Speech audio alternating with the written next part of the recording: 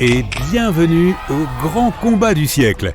Le premier participant entre sur le ring, c'est le mégalodon. Ce requin a vécu il y a 23 millions d'années et jusqu'à 3 millions d'années. Et à l'heure actuelle, il détient le titre de l'ultime chasseur de tous les temps. Le deuxième combattant monte également sur le ring, et c'est le Dinkleosteus. Il vivait il y a environ 350 à 380 millions d'années et était le plus grand poisson de son époque.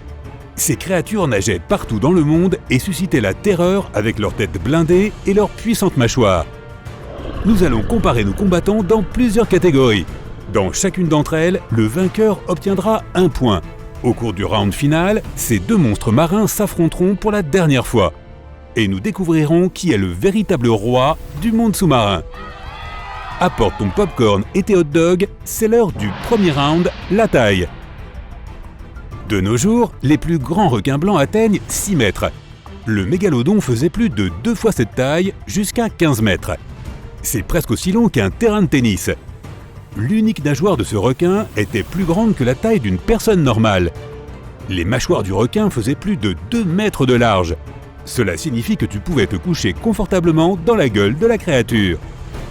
En même temps, personne ne voudrait s'approcher d'un requin de la taille d'un gros camion. Et le meg pouvait être encore plus gros. Les seuls restes de l'ancien requin sont ses dents et ses vertèbres. C'est pourquoi les scientifiques ne peuvent que tenter de deviner sa taille réelle.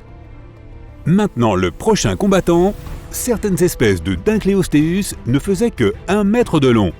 Mais les plus grands pouvaient atteindre près de 9 mètres. Ce poisson de la taille d'un bus scolaire était l'un des plus grands de son époque et bien plus imposant que de nombreux requins de notre époque. Mais le mégalodon fait presque 2 fois sa taille. Donc dans ce tour, le meg obtient son premier point et ouvre le score 1-0. Passons à la catégorie suivante et ce sera le poids. Une donnée et bien 2 poids.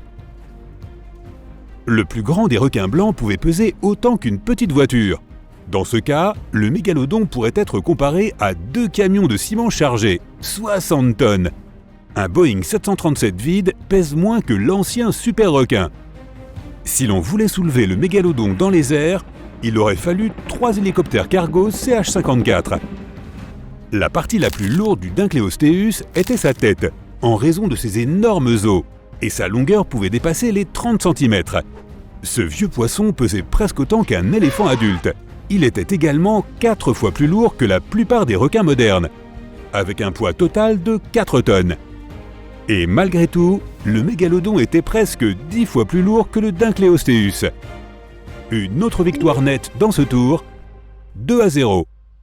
La catégorie suivante est l'agilité. Que dirais-tu de faire un test sur tapis roulant pour le mégalodon? Sa vitesse maximale était de 17 km/h. Cela semble plutôt lent, mais ce n'est pas étonnant. Il était difficile pour ce requin de bouger son corps énorme et volumineux.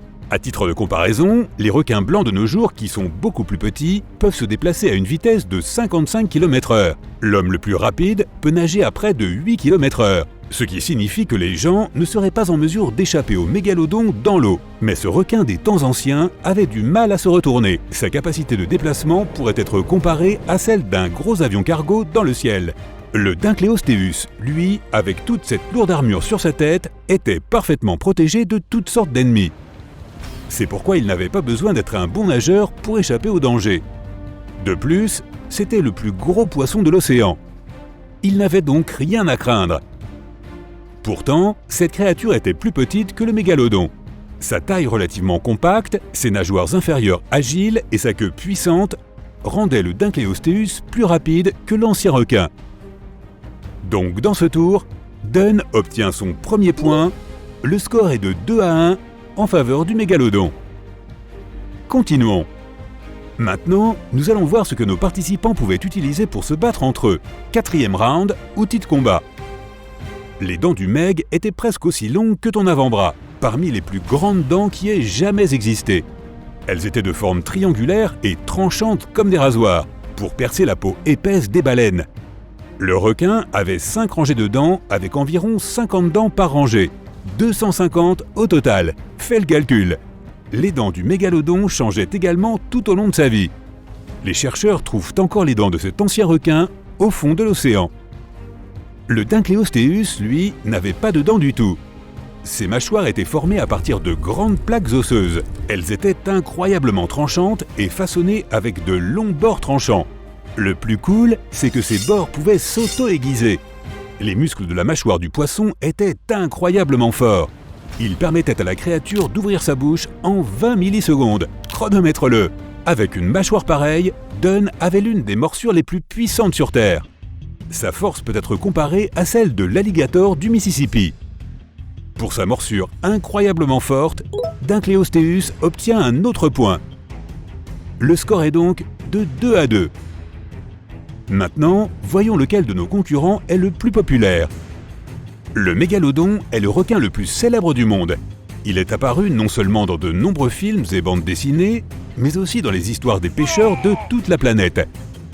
Chaque fois que quelqu'un voyait une grande ombre rôder près de son bateau, il avait peur de voir le plus grand requin de la Terre. Certaines personnes pensent que les mégalodons sont toujours vivants. Ils se cachent simplement quelque part sous la surface, par exemple dans la fosse des Mariannes. Mais pour nourrir un corps aussi grand, le requin devrait manger constamment, comme moi. Et si ce mythe était vrai, tu verrais certainement un jour un mégalodon près de la surface. Mais cela n'est jamais arrivé, alors tu peux dormir tranquille. Même si le Dynchleostéus n'est pas très connu, il mérite quand même d'être respecté. Il a vécu avant les premiers dinosaures et était le plus grand prédateur de son époque. Lorsque les archéologues ont découvert les restes du Dynchleostéus, ils ont été choqués. Ils ont appelé la créature le terrible poisson et ne lui ont donné un nom scientifique que des années plus tard. Eh bien, même si ce tour ne change pas le score, le mégalodon obtient son prix du public. Et l'étape finale, compétences de combat. Le mégalodon a le titre d'un des meilleurs chasseurs de tous les temps. Les scientifiques ont réussi à comprendre les tactiques de chasse de cet ancien requin. Ils ont appris que ces créatures savaient en quelque sorte où se trouvaient les points vulnérables de leur adversaire. Elles frappaient les organes vitaux et mettaient rapidement leurs ennemis hors d'état de nuire. Parfois, ils visaient aussi les nageoires des grosses créatures marines pour les immobiliser. Ils laissaient les plus gros adversaires sans défense et sans protection. Une autre tactique utilisée par le mégalodon était l'approche du bélier. L'énorme requin percutait une baleine et ne lui laissait aucune chance de s'échapper. En d'autres termes, l'intelligence et la stratégie étaient les compétences les plus importantes du mégalodon. À cette époque, il était le plus grand requin du monde. Mais dans les océans, il y avait des créatures bien plus grandes que lui. Par exemple, les baleines.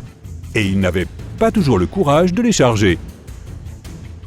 Quant au Dynchleostéus, son atout était sa puissante mâchoire. En général, le poisson nageait vers un animal plus petit, puis, en une fraction de seconde, il ouvrait son énorme bouche et le futur repas était aspiré à l'intérieur avec de l'eau. En grandissant, la mâchoire de la créature changeait de forme. C'est pourquoi, après sa naissance, elle ne pouvait se nourrir que de gros poissons mous.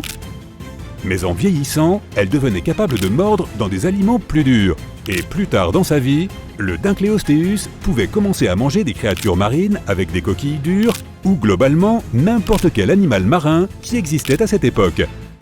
Quoi qu'il en soit, c'est à toi de décider qui aura le point cette fois-ci.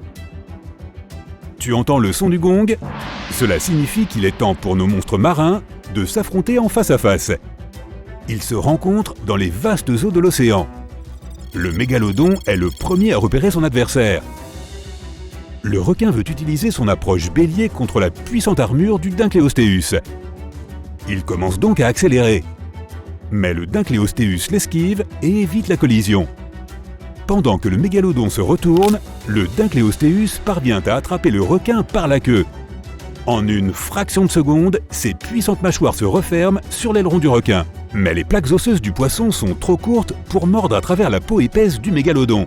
Ce dernier commence à se tordre et à remuer sa puissante queue pour éjecter le Dynchleostéus de son corps. Cela ressemble à un rodéo.